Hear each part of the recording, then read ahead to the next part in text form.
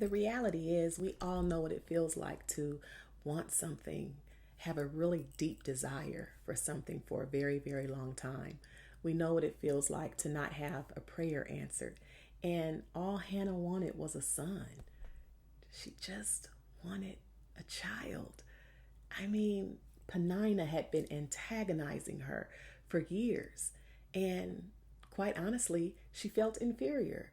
She felt she had something to prove. She wanted a child of her own. And in and of itself, there's nothing wrong with that. Only what we see here is that the prayer wasn't answered until she went into the presence of the Lord, and the place from which she prayed changed. It was no longer a carnal desire.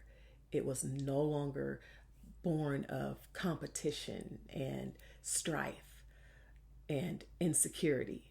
Now she prayed according to what God's will was for her child, and that changed everything. The moment she was in alignment with what God wanted, it happened. You see, she wanted a child, God wanted a prophet. And until she prayed in alignment with raising a prophet, which meant that he was going to be consecrated from birth, it didn't happen because he had a divine destiny. God had a plan for him already. Therefore, she couldn't cut his hair. She couldn't raise him the way she would have a normal child. But coming into the presence of the Lord gave her a revelation about how to pray. And as soon as she wanted what God wanted, it happened. So I encourage you to go into his presence and ask him to reveal his will for you concerning the desire.